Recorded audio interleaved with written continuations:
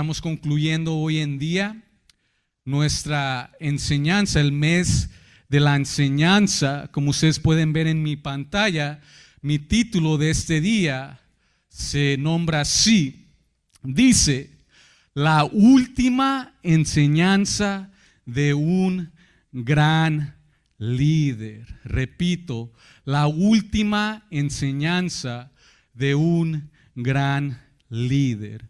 Uno de los personajes bíblicos más exitosos en toda la Biblia lo vamos a estudiar hoy. Su nombre es Samuel. Me encanta predicar sobre él. Ya les prediqué a los jóvenes el viernes sobre él. Le puedo decir con toda confianza, iglesia, que nadie tuvo el ministerio que del Samuel. Él sirvió desde su juventud, dice la palabra. Abrimos el libro de Primera de Samuel. Él servía en el tabernáculo bajo los pies de Elí. Él servía en el sacerdocio. Entonces, primeramente, Samuel fue un sacerdote. Segundo, él sirvió como juez en Israel. Los teólogos no se ponen de acuerdo cuánto sirvió Samuel como juez, pero la palabra juez la podemos entender como un gobernador. Él gobernaba a Israel y su tierra natal de Samuel era Ramá. Y terceramente, quiero decirles que también Samuel fue el último profeta de Israel. Abrimos nuestras Biblias, Primera de Samuel. Estamos en un proceso, en una transición de cambio de liderazgo. Samuel es el último juez de Israel y el primer profeta. Y les quiero mencionar, iglesia, me encanta el modelo, el ejemplo, el título que Samuel tuvo en la Biblia. Es uno de los caudillos, es uno de los líderes más ejemplares que podemos encontrar en la palabra de Jesús. Samuel refleja, es un antitipo y tipo en términos teológicos, que significa que Samuel refleja la imagen de Jesucristo. Samuel tuvo el ministerio tridimensional de Jesucristo. Si conocemos en el Antiguo Testamento, la unción del Espíritu Santo bajaba sobre los profetas, que Samuel fue el profeta. Bajaba sobre los reyes también, que Samuel es un tipo de juez, gobernador, y también bajaba sobre los sacerdotes. Y este es el ministerio de Jesús hoy en nuestro día, amada iglesia. Jesús es nuestro sumo sacerdote, Él es nuestro mediador, podemos tener acceso al trono de gracia por medio de Él. Jesús es nuestro Rey de Reyes, cuanto lo creen, Él gobierna nuestra vida. Y Jesús últimamente fue un profeta. Es el Verbo que se hizo carne y dijo todo lo que el Padre le decía que dijera. Están conmigo, iglesia. La última enseñanza de un gran líder. Es el último discurso, 1 Samuel capítulo 12, de este gran hombre, líder, Samuel. Son las últimas palabras y quiero estudiar con ustedes hoy en día y amigos en casa, qué palabras preciosas le dijo Samuel al pueblo por última vez. Amén. Quiero que vayamos al versículo 2, vamos a leer el versículo 2, 1 Samuel capítulo 12, versículo 2. Vamos a leer el versículo y después vamos a poner el mensaje en las manos de Dios. Ahora, pues, he aquí, vuestro rey va delante de vosotros. Dice Samuel: yo soy ya viejo y lleno de canas, pero mis hijos están con vosotros. Y yo he andado delante de vosotros desde mi juventud, desde niño, hasta el día de hoy, ya Samuel viejo. Señor, te damos gracias en ese momento porque nos has permitido, nos has dado el privilegio como iglesia de venir a alabar y exaltar tu nombre, Señor. Te damos gracias por el ministerio de alabanza. Bendecimos sus vidas, Señor. Te damos gracias porque nos permites exaltar tu nombre, Señor. Que continuamos, Señor, en un momento de alabanza, de adoración, Señor, conociéndote por medio de tu palabra. Oramos en el nombre de Jesús que tú bendigas este mensaje. Oramos en el nombre de Jesús que tú estés preparando los corazones de todos nosotros, Señor. Produce, Señor, fruto para que podamos entender quién fue este gran líder de Samuel y podamos seguir su ejemplo. Espíritu Santo, toma el control en ese momento. Reconocemos que eres tú quien enseña, eres tú el glorificado y tuyo es el poder, la gloria y la honra por los siglos de los siglos. La iglesia dice amén. Como mencioné, iglesia, cuando abrimos nuestras Biblias, 1 Samuel capítulo 12, en el contexto del liderazgo y tiempo de Israel, pasamos de una teocracia, significando que Dios era el que gobernaba al pueblo de Israel, Dios era el rey, el líder, y vamos a una monarquía. Hay un cambio de liderazgo. Samuel va a entregar la batuta al primer rey de Israel. ¿Quién fue, iglesia? Saúl. La era de los jueces ha terminado en ese capítulo.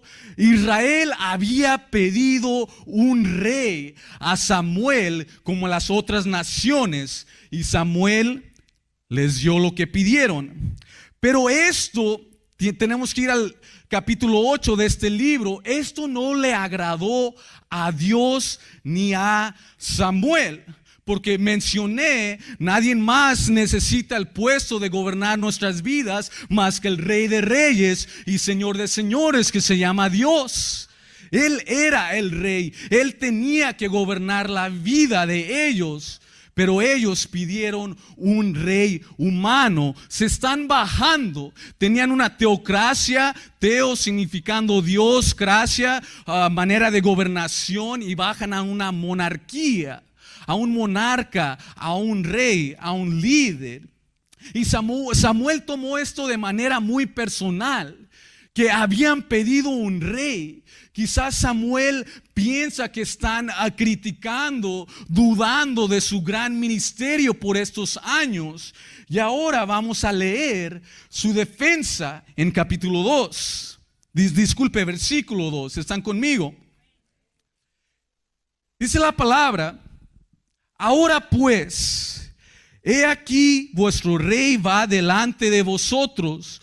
Yo soy ya viejo y lleno de canas, pero mis hijos están con vosotros, y yo he andado delante de vosotros desde mi juventud hasta este día. Versículo 3.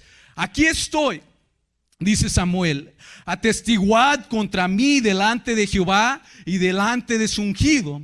Si he tomado el buey de alguno, si he tomado el asno de alguno, si he calumniado a alguien, si he agraviado a alguno, o si de alguien he tomado cohecho para cegar mis ojos con él, y os los restituiré. Versículo 4 y 5. Dice: entonces dijeron: nunca nos has calumniado, ni agraviado, ni has tomado algo de mano de ningún hombre. Y él les dijo: Jehová es testigo contra vosotros y su ungido. También es testigo en este día que no habéis hallado cosa alguna en mi mano. Y ellos respondieron: así es. Qué hermosa declaración. Mi primer punto que quiero compartir con ustedes, iglesia, y personas que nos miran en casa: Samuel primeramente enseñó por medio de su ejemplo. Con esas palabras, Samuel, imagínense, enfrente del pueblo, se retira, se despide, su carta de retiro, empezando con los primeros capítulos del libro de Samuel. Conocemos, como mencioné, que Samuel servía desde niño en el tabernáculo a los pies de Elí. Décadas han pasado y Samuel se ha convertido en uno de los mejores líderes que las páginas de las Escrituras registran. Han pasado años desde que el juez Samuel empezó a juzgar a Israel. Imagínense, años de guerra contra los filisteos, días de rodillas ante el Señor, sacrificio y sacrificio, ofrenda entregada al Señor. La palabra dice que Samuel juzgó a Israel todos los días de su vida. Él dice: yo ya soy viejo y lleno de canas, y yo he andado delante de vosotros desde mi juventud hasta este día. Le quiero decir, iglesia, que ya las fuerzas de Samuel no son las mismas. Ya la cabeza blanqueada de canas, y yo ya me estoy espantando porque tengo 2 canas, uno de este lado y uno de este lado también, y no les estoy mintiendo. Tengo suerte que no sé mi cabeza más blanca, ¿verdad? Samuel ha tenido un ministerio exitoso, un ministerio fructífero. Su ministerio ha tenido longevidad, que significa largura de tiempo y vida. Estamos leyendo, Samuel dice: les he servido desde mi juventud hasta ahora ya viejo. Le quiero decir, iglesia, si queremos ver el fruto, la productividad, de un siervo, siempre se hace a plazo largo, con el tiempo.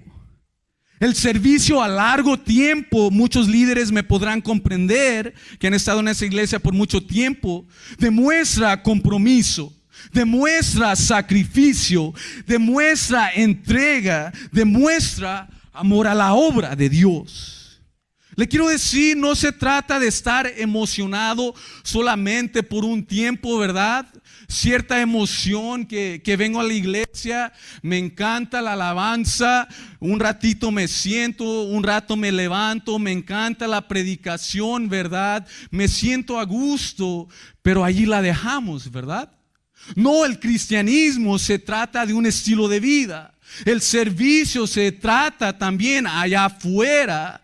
El cristianismo y los frutos, y estoy hablando de Samuel desde su juventud hasta su edad ya tarde, él era fiel a los caminos de Dios.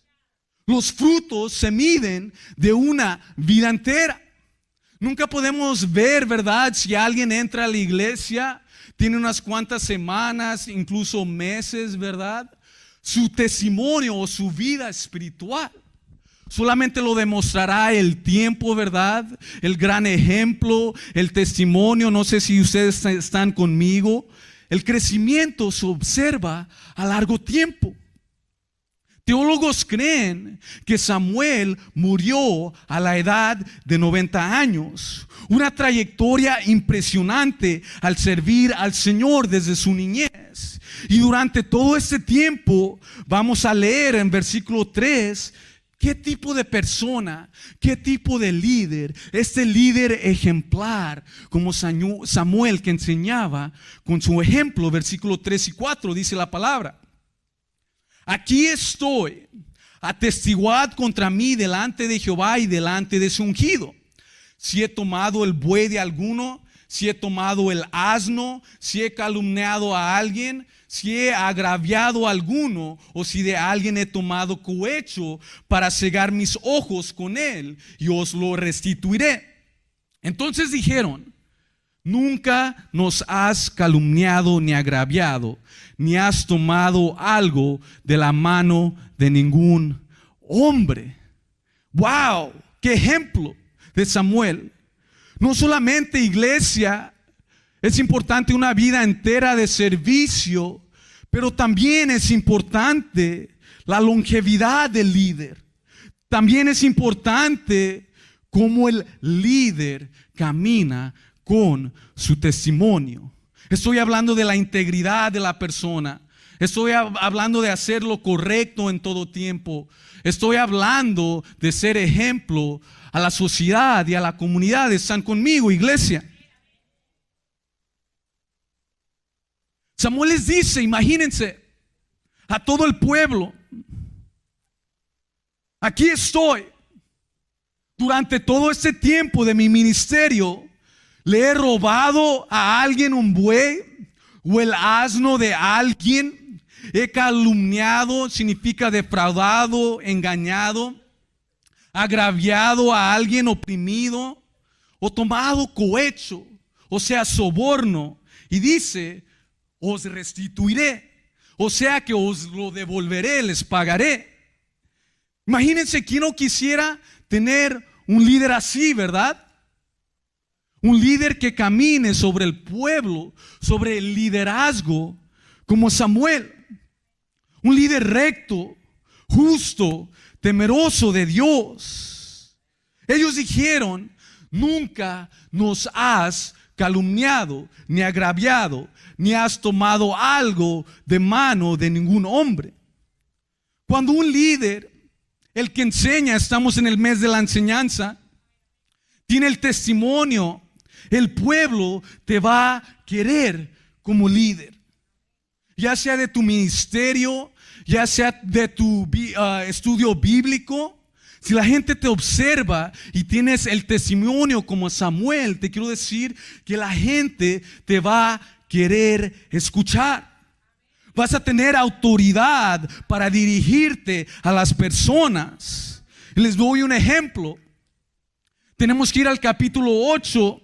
Voy a leer versículo 1, 3, 4 y 5. Dice: aconteció que habiendo Samuel envejecido, puso a sus hijos por jueces sobre Israel, que eran Joel y Abías.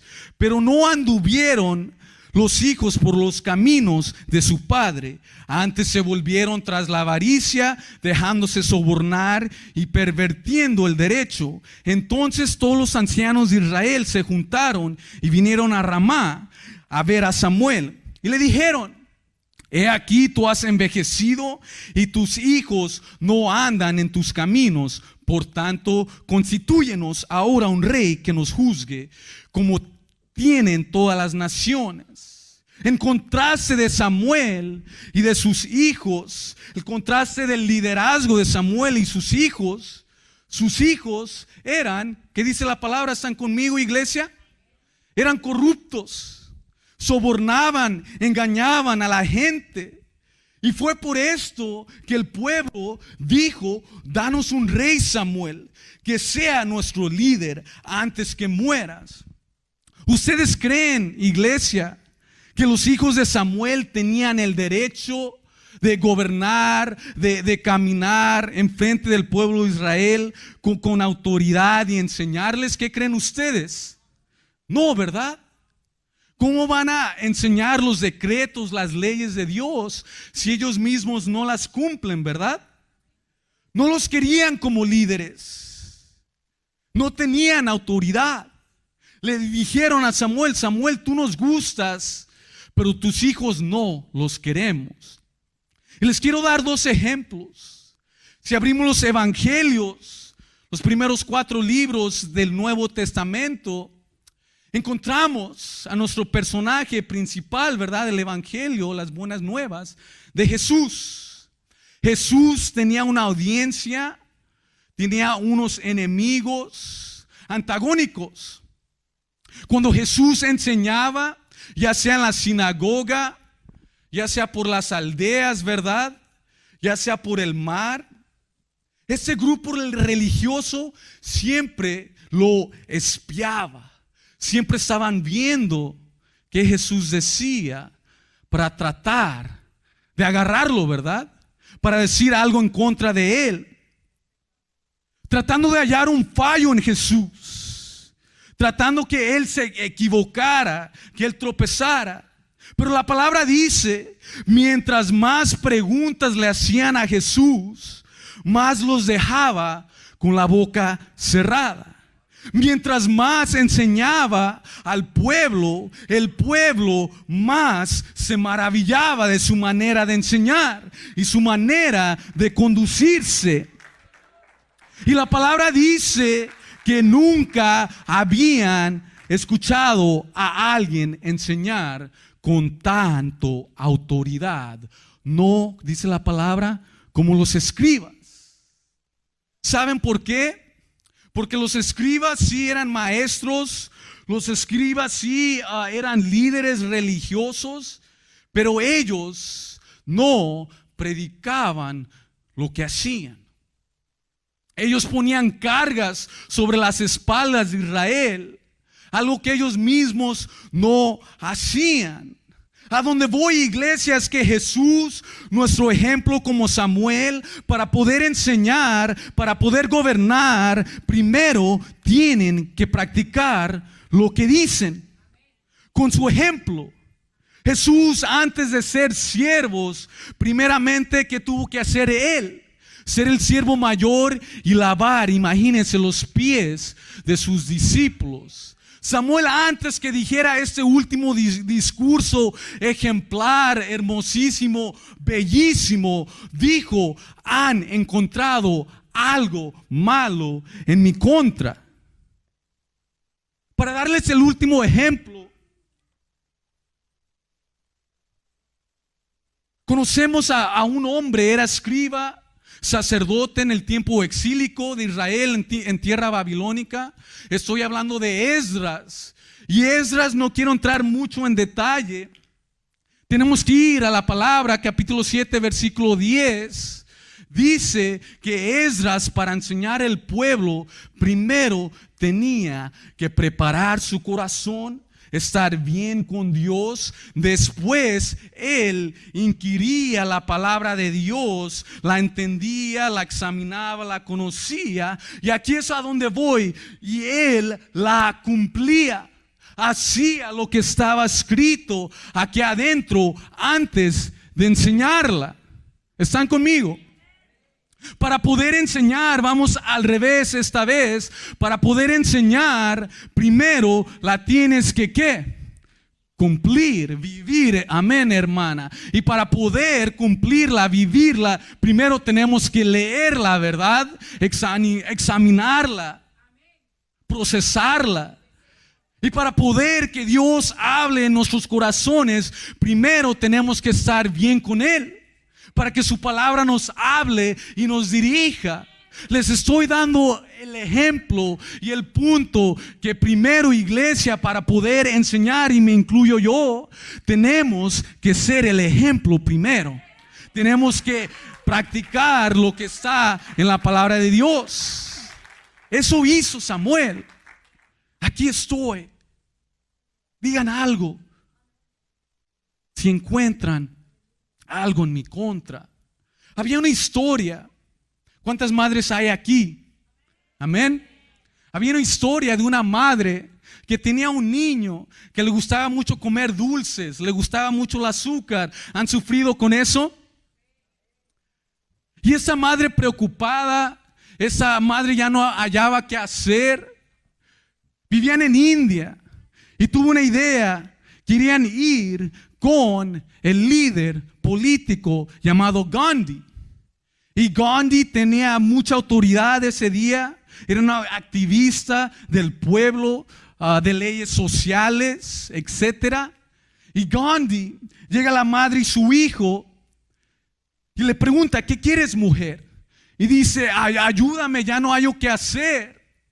Este niño no quiere parar de comer azúcar y dulces. Y Gandhi se le queda viendo a la madre y al hijo y dice: regresen en 2 semanas. Pasaron 2 semanas y la madre se preguntaba por qué no me dijo nada ese día. Y llegaron nuevamente a las 2 semanas. Y la mujer trae al niño nuevamente. Y Gandhi, lo único que le dijo al niño: niño, para de comer dulces. La madre, la mujer se preguntaba: ¿por qué tardó 2 semanas para decirme eso? Y aquí está el mensaje. Gandhi le dice a la madre: Antes de decirle al niño que parara de comer dulces, yo primero tuve que parar de comer dulces hace 2 semanas para tener autoridad sobre el niño y decirle que era lo correcto. ¿Cuánto le dan gloria a Dios? Que tenemos buenos líderes ejemplares como nuestros pastores, muchos líderes ejemplares y miembros de CCI. ¿Cuánto lo creen? Amén. Como 2, tengo que seguir predicando entonces. Samuel enseñó con su ejemplo, punto número 1. Mi segundo punto, Samuel enseñó la fidelidad de Dios en este último discurso, y es hermoso lo que dice. Todavía no vayan al versículo 22, les quiero dar un poco de contexto del capítulo, lean en la casa cuando tengan tiempo. Samuel en su discurso empieza a repasar la historia de Israel. Él hace una remembranza de todo lo que Dios ha hecho en estos años. Hace énfasis sobre la salvación de Dios que ha traído una y otra vez en su historia. Lo que Samuel quiere hacer es recordarles que ellos no ocupaban un rey humano. Ellos tenían a Dios como rey. Dios nunca los había desamparado. Y Dios, igual como Samuel, no estaban muy contentos con la idea de un rey humano. Así que vamos a nuestro tercer punto más adelante. Pero Samuel era un hombre de oración, un hombre de intercesión, que va a ser nuestro primer punto, pero ahí la dejamos. Y Samuel oró a Dios porque no estaban contentos que pidieran un rey, y Dios mandó granizo y lluvia a sus cosechas. Así que llegamos al versículo 22 y dice: pues Jehová no desamparará a su pueblo, que dice por su gran nombre, porque Jehová ha querido haceros pueblo suyo. Le quiero decir que nosotros somos parte del pueblo de Dios, porque a Dios le complació. Él quiso hacernos pueblo suyo. ¿Cuántos lo reciben?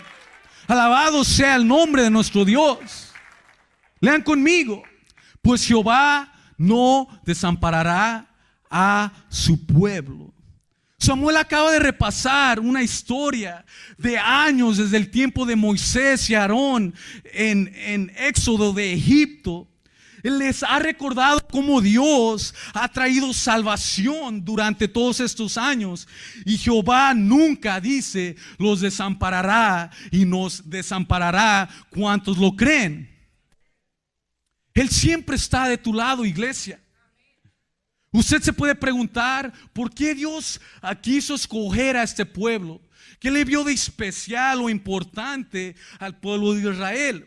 Les tengo la respuesta. Tenemos que ir a Deuteronomio capítulo 7, versículo 6 dice en adelante: porque tú eres pueblo santo, dice Moisés en la Torá a Israel, para Jehová tu Dios. Jehová tu Dios te ha escogido para hacerle un pueblo especial, más que todos los pueblos que están sobre la tierra. Escuchen bien, versículo 7: no por ser vosotros más que todos los pueblos os ha querido Jehová y os ha escogido, pues vosotros erais el más insignificante de todos los pueblos. Y aquí viene, iglesia, versículo 8 dice: sino por cuanto Jehová os amó y quiso guardar el juramento que juró a vuestros padres.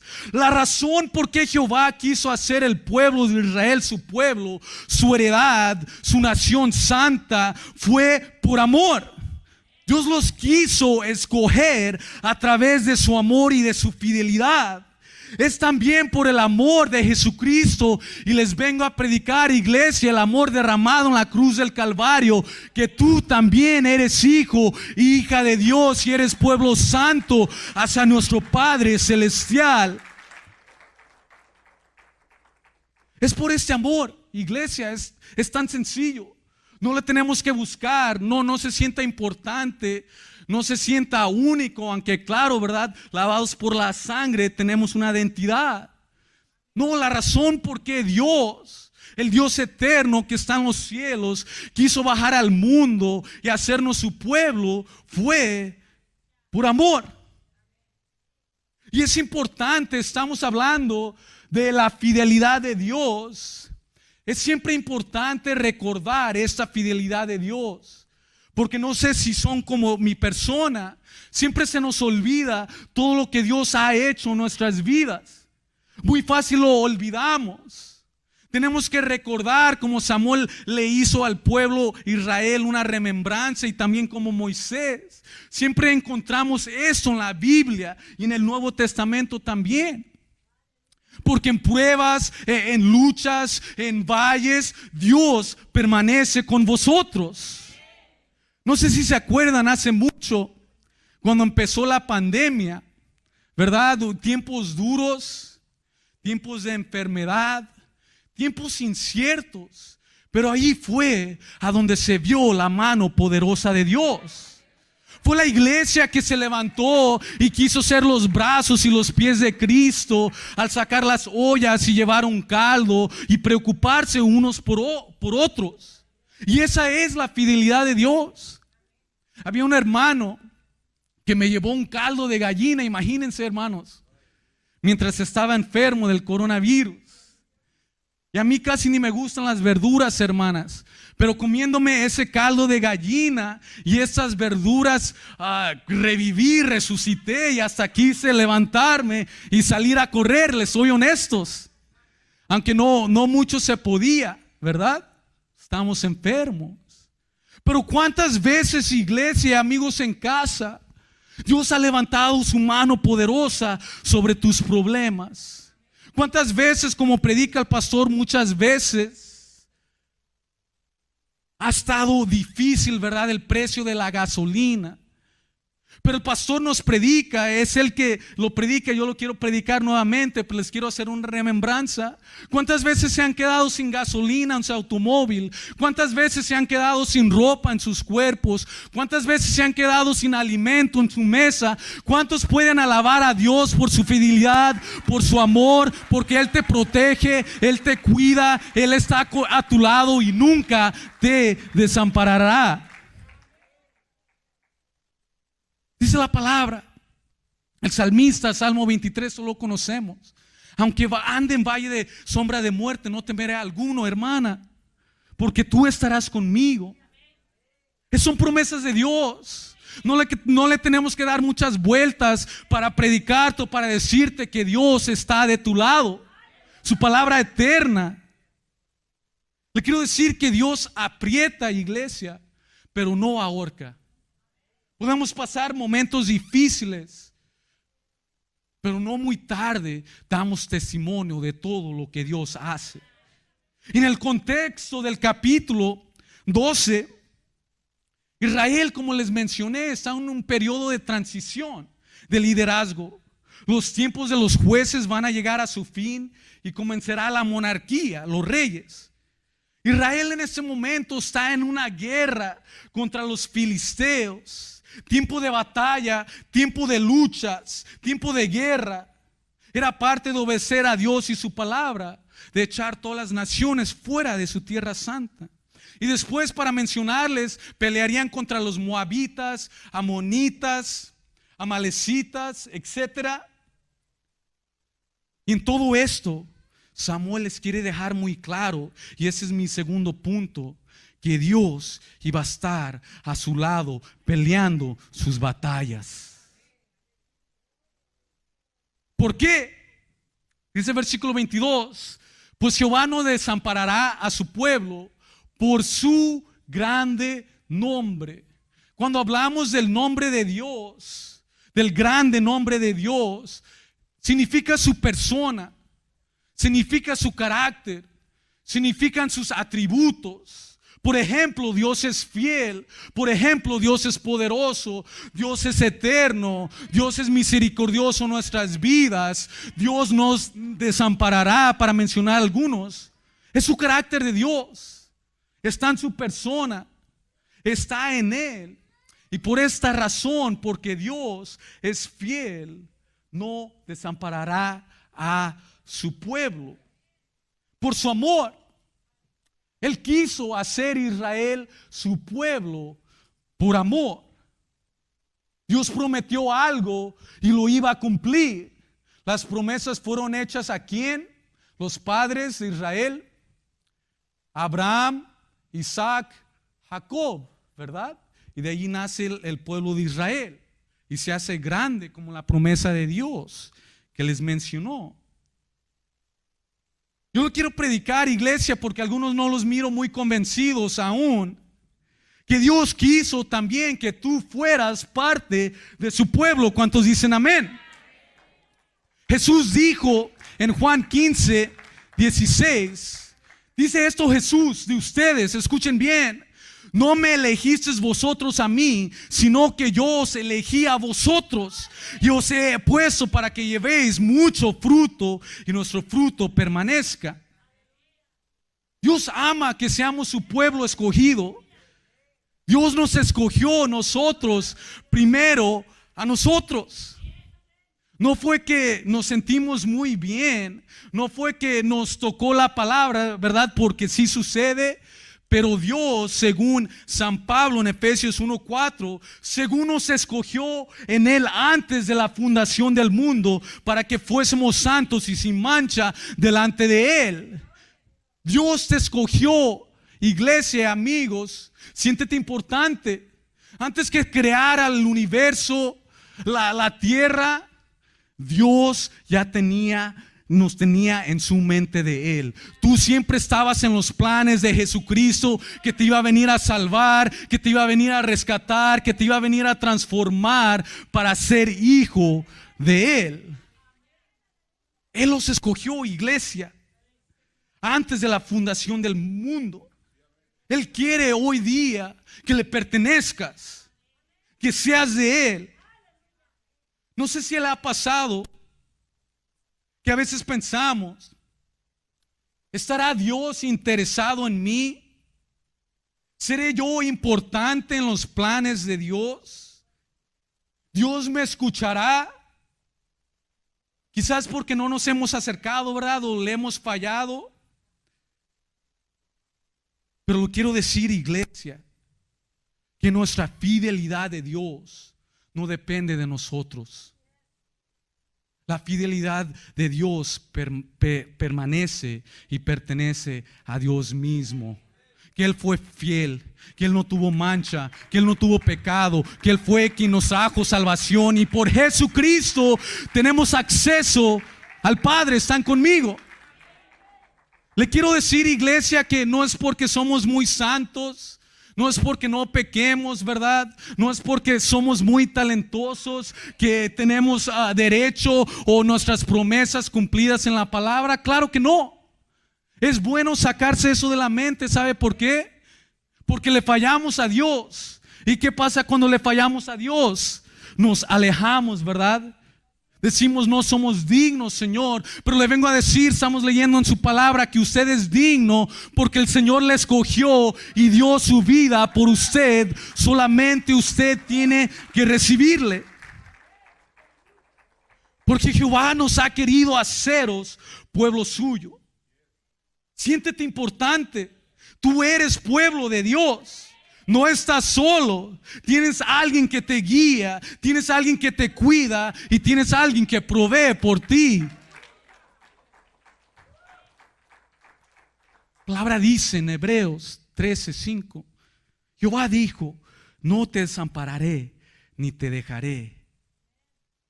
Es Dios que siempre tiene sus brazos abiertos, extendidos, esperando a su hijo que regrese a casa.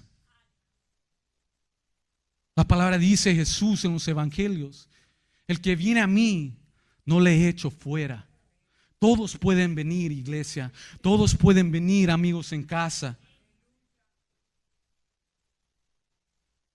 Es importante conocer la fidelidad de Dios a través de su amor. Fue por amor que nos escogió. Es el carácter de Dios, el ser fiel. Por su grande nombre, quién es, su persona, sus atributos, su carácter. Y Dios quiso escogerte como pueblo hoy en día, iglesia. Punto número 1 fue, ya me pasé. Help me out, Erica, please. Samuel enseñó primeramente con su ejemplo en frente de todo el pueblo en este último discurso. Segundo punto, help me out, Erica, please. Samuel enseñó la fidelidad de Dios. Y nuestro último punto, Samuel enseñó la importancia de la oración. Y aquí quiero que me pongan atención, iglesia, versículo 23. Dice, así que lejos sea de mí, dice Samuel, que peque yo contra Jehová, cesando de rogar por vosotros. Antes os instruiré, en el camino bueno y recto. Cuando abrimos la Biblia no solamente enseña que Samuel fue juez, sino que también la Biblia identifica a Samuel como hombre de oración. Incluso estudiamos el primer capítulo de 1 Samuel. Samuel nació por medio de la oración de su madre. ¿Quién era? Ana. Era un hombre de intercesión. Muy interesante, si vamos a Salmos 99:6, dice: Moisés y Aarón entre sus sacerdotes y Samuel entre los que invocaron su nombre, invocaban a Jehová y él le respondía. Qué bendición de ser conocido como alguien que Dios responde a tus oraciones. Se necesita disciplina, obviamente se necesita santidad y se necesita fe para ser hombre de oración. El profeta Jeremías dice, Jeremías 15:1, me dijo Jehová, si Moisés y Samuel se pusieran delante de mí, no estaría mi voluntad con este pueblo. Échalos de mi presencia y salgan. Me encanta este versículo. Dios está poniendo al gran hombre Moisés junto con el gran hombre Samuel en una plataforma de hombres de oración. Hombres que clamaban por el pueblo, hombres que intercedían por el pueblo. Son dos gigantes en el Antiguo Testamento. Dice la palabra que Moisés hablaba de cara a cara con Dios, ¿verdad? Es una intimidad, es una relación, como nosotros lo hacemos con un amigo, un diálogo. Son dos hombres que muchas veces tuvieron que clamar por el pueblo desobediente para prevenir calamidades de parte de los enemigos o juicio de Dios. En este mismo capítulo, versículo 19, Samuel oró por el pueblo después que el pueblo pecara por pedir por un rey. Samuel dice, así que lejos sea de mí que peque yo contra Jehová, cesando de rogar por vosotros. Samuel ya estaba orando por el pueblo todos estos años. El problema de él no era orar, el problema era si dejara de orar. Eso es uno de los versículos que sugiere que el no orar, que dice, es pecado. Conocemos que mentir es pecado, conocemos que robar es pecado, conocemos que envidia es pecado. Pero les quiero decir, iglesia, que el no orar también es pecado de acuerdo a la palabra de Dios. Dice Santiago, y al que sabe hacer lo bueno y no lo hace, lo es pecado. Es el pecado de la omisión, el no orar. Es decir, Dios no te necesito.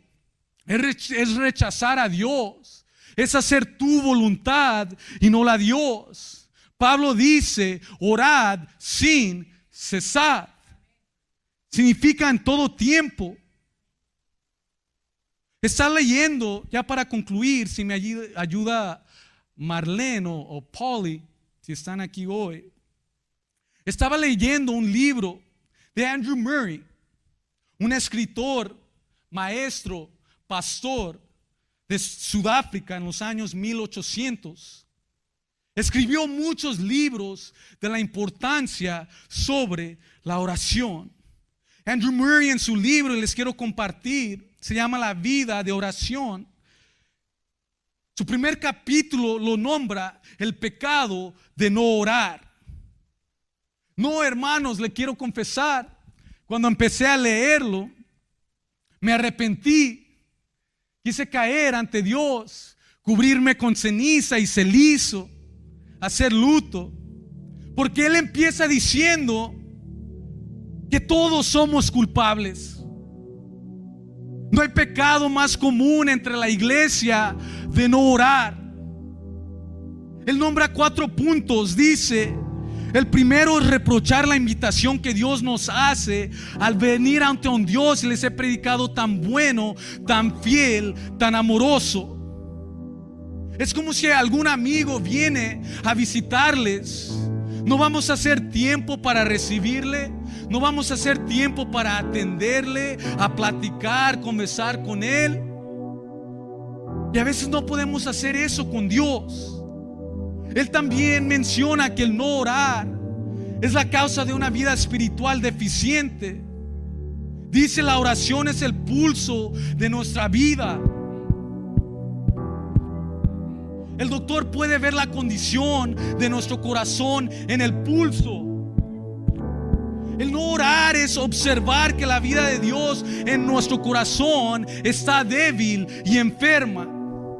Y por eso el cristiano no tiene mucha influencia y carece del poder de Dios. Al no orar, iglesia, todos sufrimos las consecuencias y grandes pérdidas. La iglesia nunca crece a un nivel espiritual más alto. Nunca nos podemos multiplicar de hombres o mujeres de oración si nosotros mismos no somos hombres intercedores por el pueblo. Y para ir finalizando, es imposible predicar el evangelio sin la oración. El poder de Dios viene a través de la oración. Viene cuando nos cubrimos con el poder de lo alto. Es solamente cuando tenemos una relación íntima, tenemos fe y seguimos persistiendo, que Dios conteste nuestras oraciones y haga cambio en nuestras vidas, nuestras familias, comunidades, iglesia. La oración. Y puedo seguir. Él continúa el resto del capítulo. Su simple razón del no orar a la iglesia es porque estamos viviendo en la carne todavía. Dice: queremos ser hombres y mujeres espirituales, pero no podemos dejar las cosas del mundo. No podemos apagar la televisión cuando está la Rosa de Guadalupe, cuando está el partido de fútbol de 2 horas. Y siempre decimos que para Dios no tengo tiempo para orar con Él. ¿Verdad que es cierto, iglesia? Muchas veces nos falta más compromiso, más entrega, más disciplina en las cosas de Dios para ser hombres y mujeres más espirituales, hombres y mujeres de oración como Samuel. Por ahí me decía un joven, y no vamos a mencionar su nombre, me dijo que no tiene tiempo para la oración. Y le pregunté si tenía novia y dice sí. Y le pregunté: ¿cuánto tiempo hablas con la novia? Depende. 1 hora, 2 horas. Depende qué tan enamorado ande. Depende quién quiera colgar primero. No sé si les ha pasado. No, cuelga tú. No, cuelga tú. No quiero colgar. Y el tiempo se atrasa, se alarga más y más. Pero para Dios, iglesia, no tenemos excusa. Nos ha dado vida, nos ha dado salud, nos ha dado familia. Lo mínimo que podemos hacer es darle gracias a Dios por tu fidelidad. Póngase de pie, iglesia. Rápidamente nuestros 3 puntos fueron: tú vas a tener autoridad, líder, y nuestros futuros líderes para enseñar si predicas con tus acciones. Le quiero decir que siempre enseña y recuerda, haz una remembranza de lo fiel que Dios ha sido en tu vida. Recibe guianza, iglesia, de los cielos. de nuestro Padre bueno, celestial, que quiere guiar nuestras vidas, que quiere obrar en nuestras vidas y corazones. Quiero hacer un llamado al altar. Les prediqué, iglesia, que Dios te escogió a ti. La palabra dice, Jesús dice: ustedes no me escogieron, yo os escogí a vosotros. Y Dios nos escogió por medio de la cruz. Es el mensaje que predicamos cada domingo. Es el mensaje que demuestra su amor y fidelidad. Si tú nunca has recibido a Cristo como tu Señor y Salvador, quiero que pases aquí enfrente rápidamente, sin dudarlo, porque estamos hablando de salvación, estamos hablando de un cambio, estamos hablando de una vida transformada. Dios quiere entrar en tu vida. Dios quiere que tú le clames a Él, que tú tengas una relación íntima, que tú le conozcas. ¿Habrá alguien? Is there someone in this place that has never received Jesus Christ as their Lord and Savior? Beloved youth, I'm speaking to you guys. You just need to do a simple prayer with me. Accept Jesus in your heart. Receive Him as Lord and Savior. Acknowledge that we are sinners. Acknowledge that we fail Him, but He still loves us unconditionally. I want you guys to come up quickly. You have never received the Lord and Savior, Jesus Christ.